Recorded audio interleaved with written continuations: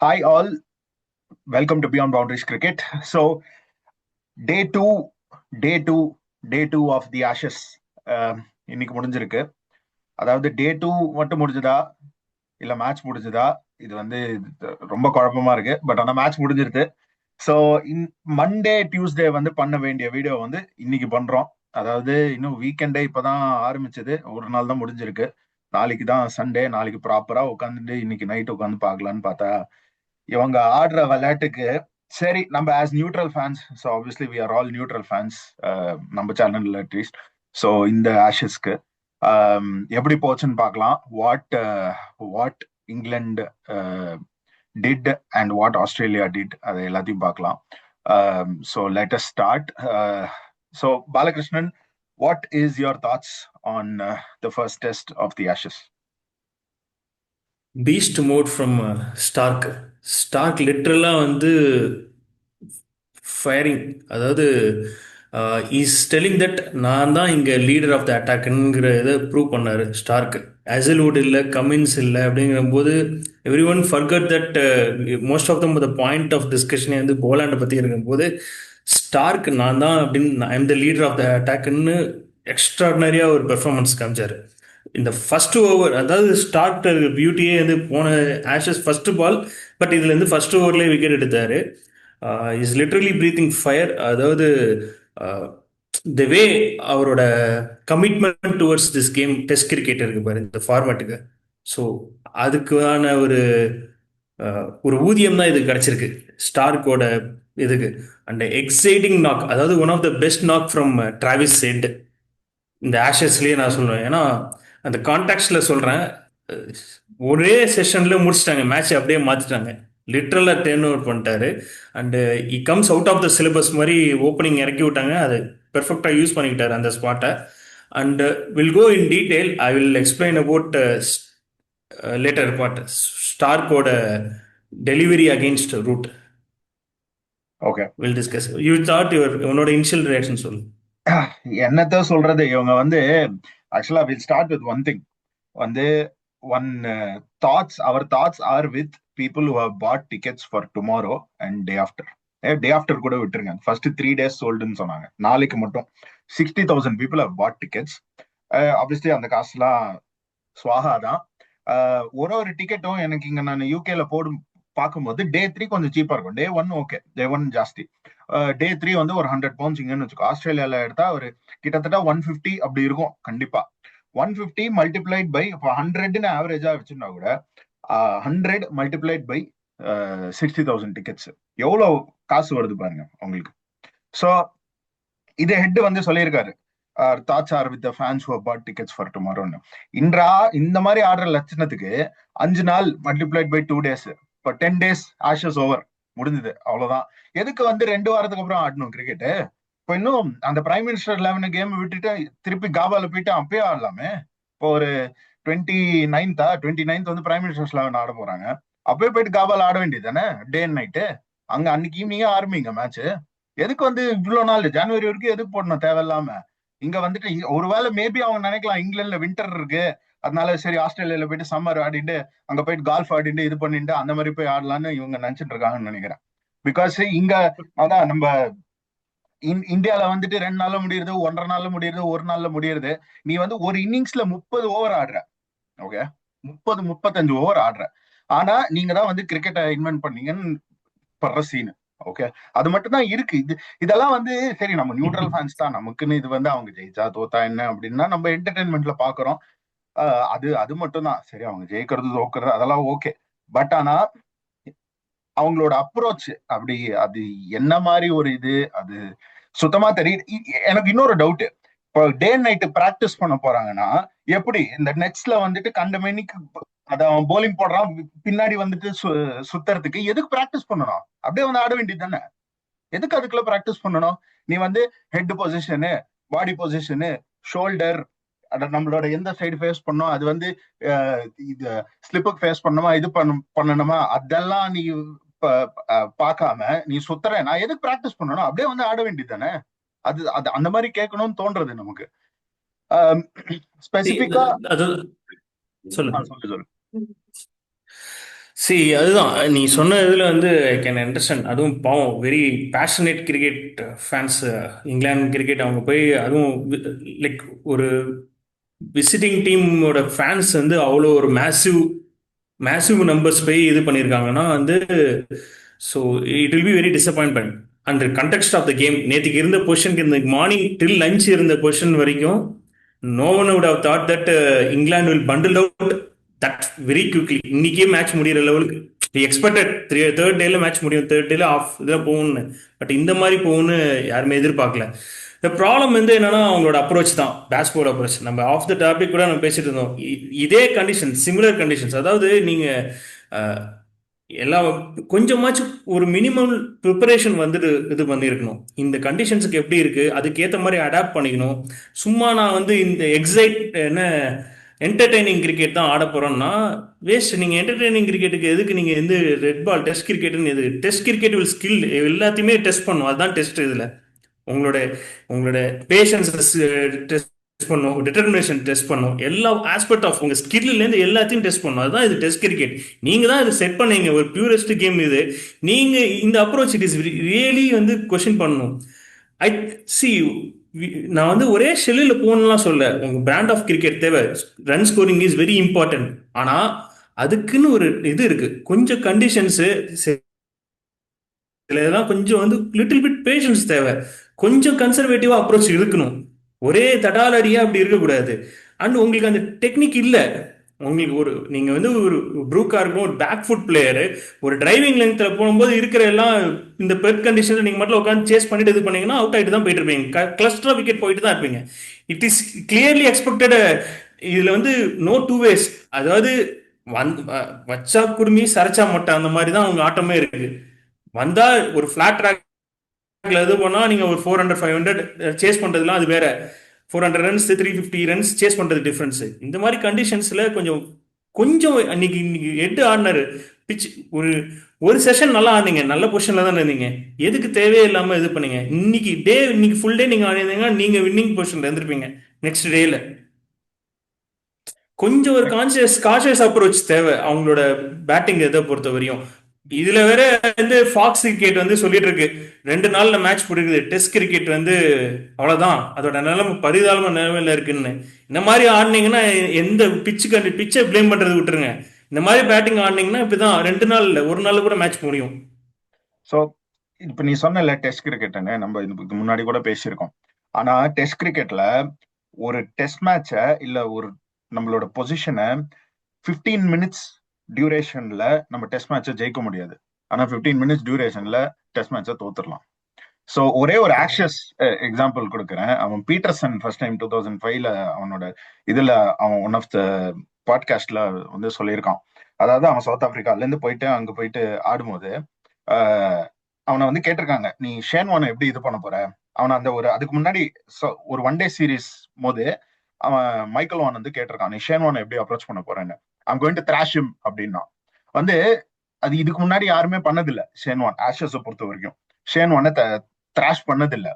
But it is not only that அவனோட aggressive mentality மட்டும் இல்ல, play the situation. First innings okay, ball was doing so much, ரெண்டு டீமுக்கும் okay fine.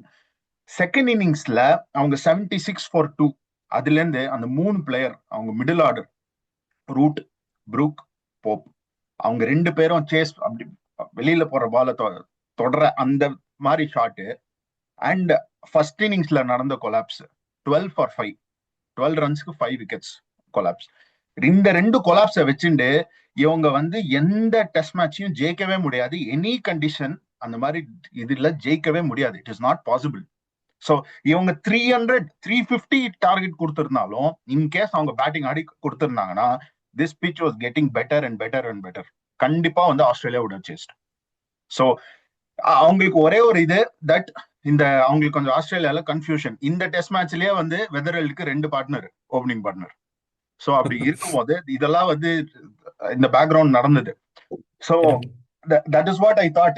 அவங்களோட அந்த கொலாப்சஸ் அண்ட் ஃபர்ஸ்ட் இன்னிங்ஸ்ல போலிங் போட்டாங்க. Second இன்னிங்ஸ்ல I want say, இங்க பாரு இங்கிலாண்டோட போலிங் பத்தி நான் பெருசா இது பண்ண மாட்டேன். செகண்ட் இன்னிங்ஸ்ல பிச் வாஸ் கெட்டிங் பெட்டர். எப்படி போட்டிருந்தாலும் correct. they would have gone for it until new ball அதெல்லாம் வர்ற வரைக்கும் வந்து அவங்களா கிஃப்ட் பண்ணாதான் விக்கெட் கிடைக்கும். கடைசியா ஹெட் அவுட் கரெக்ட். ஆன மாதிரி அவங்களா கிஃப்ட் பண்ணாதான் வந்து they would have got it. Or else 300 350 கூட Australia would have it. That's what I want to comment. நீ வந்து சொல்லியிருந்தல டிஸ்மிசல் ஆஃப் அந்த இது போயிருந்தான்னு. அதான் ரூட்டோட டிஸ்மிசல் பார்த்தனா அகெயின்ஸ்ட் ஸ்டார். நான் ஏன் நீ கேட்டிருந்த ரூட் 100 அடிப்பானான்னு, ஐ டவுட்னு சொன்னேன். சான்ஸ் இல்லை, கஷ்டம். அவனோட டெக்னிக் அகெயின்ஸ்ட் ஸ்டார்க்கா இருக்கட்டும், even Boland at the matter, அது ப்ராப்ளம். என்ன ப்ராப்ளம்னா ரூட்டோட trigger movement too much of shuffle பண்றாரு அக்ராஸ்ல. ஸோ இன்னைக்கு என்ன பண்ணாருன்னா பியூட்டிஃபுல்லா ஸ்டார்க் எப்படி செட் பண்ணாருன்னா இஸ் யூசிங் 3/4, அந்த 3/4 சீம்னு சொல்லுவோம், அதை பெர்ஃபெக்டா யூஸ் பண்ணாரு. More then is inswing is using 3/4 seam. ஸ்டார்க்கை பொறுத்த வரையும் எப்படி செட் பண்ணாருன்னா ட்ராப் பண்ணாருன்னா அவர் ஃபர்ஸ்ட் வந்து டார்கெட்டிங் அந்த பிச்சிங் ஆன் குட் லென்த் பொறுத்த வரையும் போட்டு, அதுக்கப்புறம் மேக்கிங் அது என்ன பண்ண வைக்கிறாருன்னா ரூட்டை அவரோட ஆஃப் ஸ்டம்பை கவர் பண்ண வைக்கிறாரு ஸ்டார்க் இது பண்ணும்போது. தென் லெட்டிங் தி 3/4 சீம் பால் ட்ரிஃப்ட் ஆகிற மாதிரி இதாச்சு. ஸோ எட்ஜ் ஆச்சு ஃபர்ஸ்ட் இன்னிங்ஸ். நீ பார்த்தனா அப்படியே எக்ஸாக்டா அது பால் வந்து எட்ஜ் ஆகி போச்சு. இன்னைக்குமே டிராப் கேட்ச் தானே அதுவா? அது இன்னொன்னா அது இன்னொன்னு, இது வேற. ஸோ இது வந்து ஃபர்ஸ்ட் அந்த இதில் சொல்றேன். அந்த அந்த இது ஆக்சுவலாக இந்த 3/4 ஸ்விம் இதை பொறுத்தவரை என்னன்னா அது அப்ரைட் இருக்காது, 45 டிகிரியில் இதாகும். சீம் பொசிஷனை பொறுத்தவரையும் ஒரு பிளேன் வந்து லேண்ட் ஆகும்போது ட்ரிஃப்ட் ஆகும் அந்த மாதிரியான ஒரு பொசிஷன்ல தான் இருக்கும். இந்த 3/4 சீம் வந்து சிராஜ்லேருந்து நம்ம எல்லாருமே வந்து இது பண்ண ஆரம்பிச்சிட்டாங்க, யூஸ் பண்ண ஆரம்பிச்சிட்டாரு. இதுமே வந்து ஸ்டார்க்குமே போஸ்ட் 21-22 தான் இந்த பார்ட் ஆஃப் டெலிவரியை யூஸ் பண்ண ஆரம்பிச்சாங்க. இது டிப்பிக்கலா நான் சொல்லணும்னா நம்ம சவுத்தி இருக்காருல்ல, Tim Southee Rohit Sharma wicket எடுப்பாரு. அந்த அந்த டைப் ஆஃப் இதுதான் மோட் ஆஃப் டிஸ்மிசல். இது என்ன பண்ணும்னா both seam and swing offer பண்ணும். இந்த ஸ்விங் அதாவது ஒன்லி சீம் கிடையாது, சீம் வந்து லேட்டரல் மூவ்மெண்ட்டுக்கு ஹெல்ப் பண்ணும், ஸ்விங் கண்ட்ரோல் த ஏர்ல இது பண்ணும். இந்த 3/4 சீம் வந்து ரெண்டுமே கம்பினேஷனா இது ஆகும், ஒர்க் அவுட் ஆகும். ஸோ அது வந்து அந்த டெலிவர் ஆனதுக்கு அப்புறம் அந்த லேட்டரல் மூவ்மெண்ட் வந்து பிரச்சனை ஆகும், ஸ்டேபிளா இருக்கும். ஒரு சப்டில் வேரியேஷன் தான் இருக்கும். He was expecting upright, so commit பண்ணிடுவாரு. பட் அந்த ஒரு லேட்டர் மூவ்மெண்ட் வந்து அது that's a difference. Too much of அந்த நான் சொன்ன ட்ரிகர் மூவ்மெண்ட் இருக்கிறதுனால இந்த இஷ்யூஸ் இருக்கு. அண்ட் ஒன் மோர் திங், நான் இதே சொன்னேன் பிரெண்டகட் பத்தி நான் சொன்னேன் ப்ரிவியூலயே, யூ வில் பி லைக் வந்து ஒரு டிசைடிங் ஃபேக்டர். அதாவது அவர் வந்து மேக் ஆர் பிரேக்காக தான் இருக்கும். ஏன்னா you will be more on good length பால்ல போடுவார். இன்னைக்கு ஒரு பிளஸ் பாயிண்ட் என்னன்னா இவங்க எல்லாருமே குட் லென்த் அட்டாக் பண்ணியிருந்தாங்க. ஆஸ்ட்ரி பவுலர்ஸ் பார்த்தா பெர்ஃபெக்டா டிரைவிங் லென்த்ல போட்டாங்க. இவங்களுக்கு அந்த இஷ்யூ போய் ரூக்கா இருக்கட்டும், பேக் ஃபுட் பிளேயர், நல்ல பேக் ஃபுட் பிளேயர். ஸோ அவன் டிரைவிங் லென்த்ல இருக்கும்போது மேக் ஆர் பிரேக் ரெண்டும் வரும், விக்கெட்டும் போகும். அதான் ஆச்சு இன்னைக்கு. அவங்களோட அப்ரோச் தான் இது. ஒரு கேட்ச் ஸ்டார்க்கோட பியூட்டிஃபுல் கேட்ச், செம்ம கேட்ச் அது. பட் அதர்வைஸ் கிராலி ஃபர்ஸ்ட் இன்னிங்ஸ்லயும் கேட்ச் ஆஃப் த டோர்னமெண்ட் நான் சொல்றேன் அது. ஆமா. So that is what. and ஒரே ஒரு இந்த ஜேமி ஸ்மித்தோட டிஸ்மிசல் மட்டும் வந்து it was anyway he walked அப்படி when he walked itself that means it is obviously out, but when he walked, but in case if he had not walked that would have become 5 minutes. They took 5 minutes to decide அந்த ஒரு decision. So I have a question. So இதுக்கு அப்புறம் 2 weeks they have a break. First week of December match ஆரம்பிக்கிறது, 4th of December. கேபால day and night. So they are not going to எந்த மேட்சும் ஆட போறது இல்ல. அவங்க ஆடுற ஒரே மேட்ச் வந்து அது அவங்க ஆடல, பிரைம் மினிஸ்டர்ஸ் 11 கூட இங்கிலாந்து லயன்ஸ் ஆடுறாங்க. ஸோ இந்த டீம்ல இருந்து எத்தனை பேர் லயன்ஸ்க்கு ஆட போறாங்கன்னு தெரியல.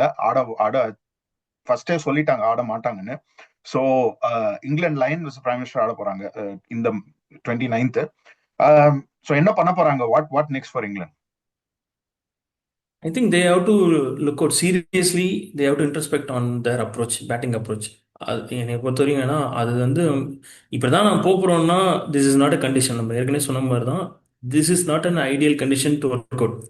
நான் என்ன அதாவது கொஞ்சம் கன்சர்வேட்டிவான அப்ரோச் எடுத்தாகணும், கொஞ்சம் காஷியஸாக நம்ம இது பண்ணிடணும். பிரெண்டன் மெக்லமே இப்போ சொல்றாரு வி ஷுட் ஹவ் கொஞ்சம் கொஞ்சம் அந்த அந்த போலாண்ட் ஸ்பெல் தான் லிட்டரலாக இன்னைக்கு மாத்தினுச்சு இந்த செகண்ட் இன்னிங்ஸை பொறுத்த வரையும். ஏன்னா they were very good till lunch. Pope and Brook இல்ல? ஆமா. அதுதான் மேட்ச் டேர்னிங் மொமெண்டே ஆச்சு. ஆக்சுவலாக போலாண்டோட ஸ்பெல் தான் வந்து மேட்ச் டேர்னிங் ஆச்சு இந்த contact. But Stark he deserved. அது டிஃப்ரெண்ட். இன்னொரு விஷயம் என்னன்னா, நேற்று பியூட்டிஃபுல்லாக பண்ணாங்க.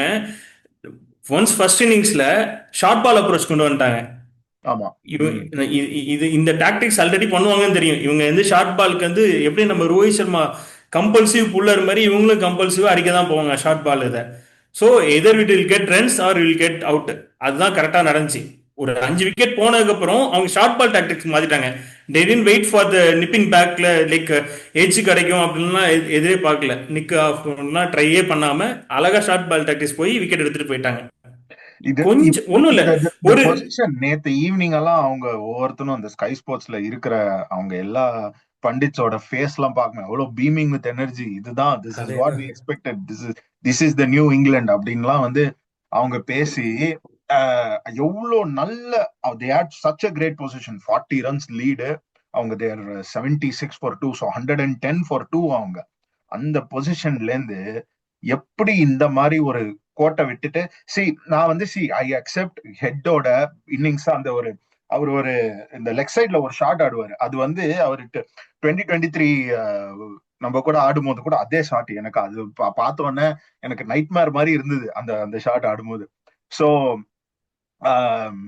ஆனா ஐ ஃபீல் இவங்க வந்து அவரு நம்ம வி டிஸ்கஸ் திஸ் பிஃபோர், நம்ம ஐ திங்க் ஆஃப்லைனா ஒன்னு பேசணும். அந்த ஸ்டோக்ஸோட how he can be fire and ice, அந்த மாதிரி like how he can play the situation. He is capable of that.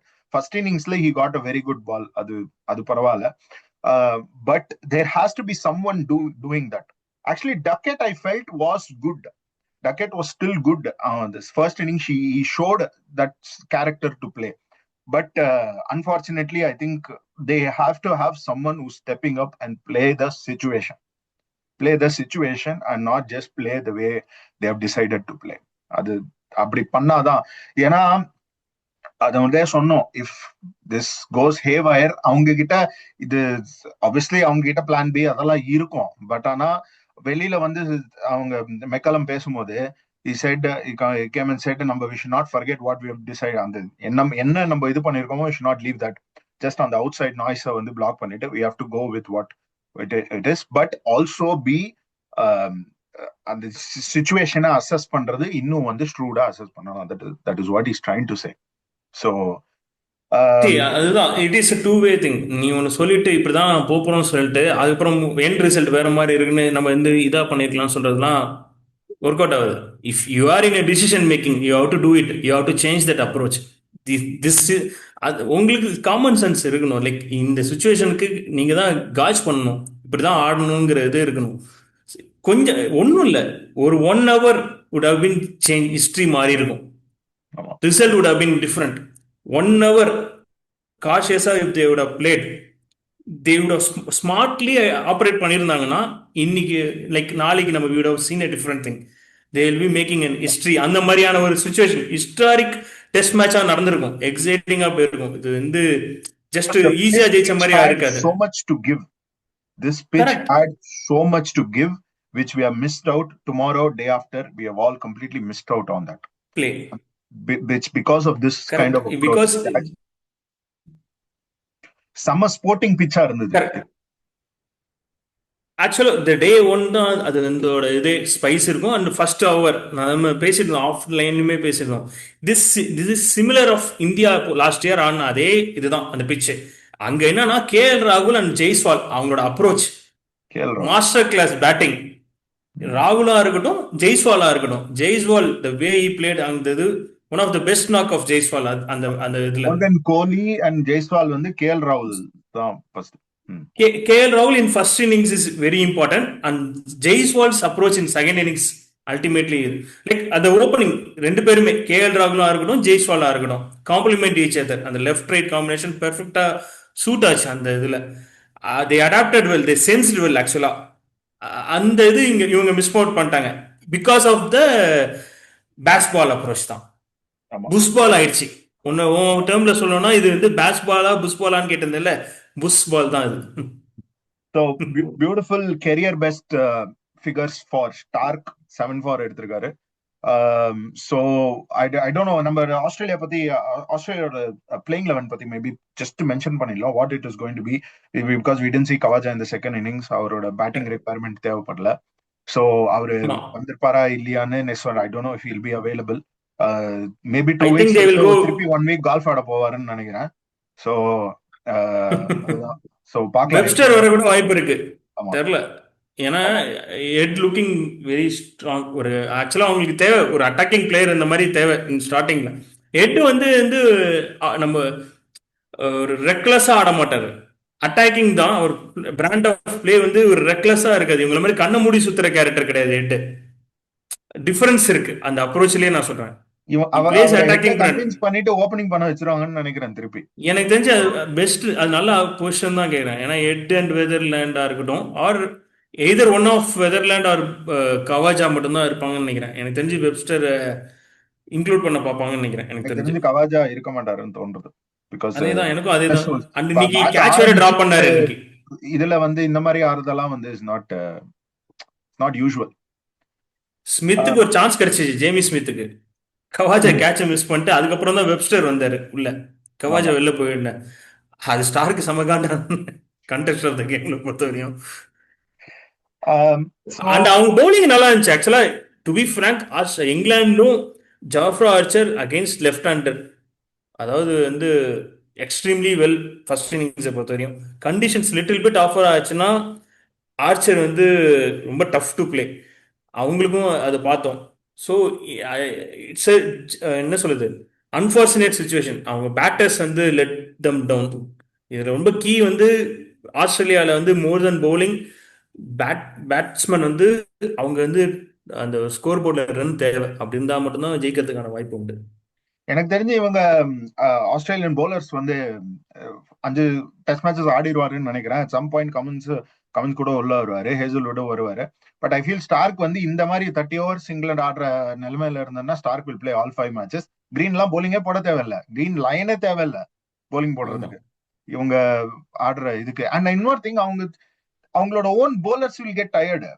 நீ போயிட்டு வீடு ட்ரெஸ்ஸிங் ரூம்ல போயிட்டு உட்காந்து காலை மேல வைக்கிறதுக்குள்ள நீங்க வந்து ஆல் அவுட் ஆனா எப்படி, என்ன மாதிரி ஒரு இதுன்னு தெரியல.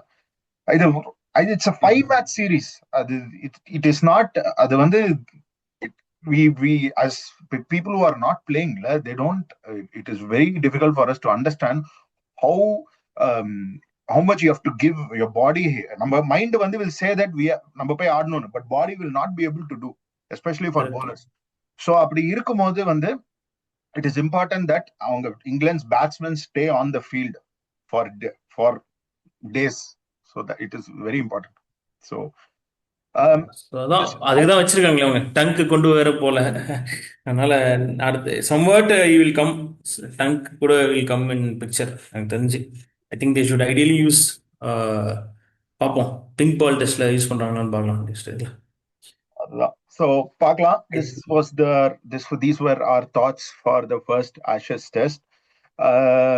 I think we can close. நம்ம வந்து we'll come back again with the preview of the second test, so in the coming days. So thank you everyone. Please like, share, subscribe to all the videos in our channel, and please continue following us. We need your support. Thank you so much. We will see you all soon.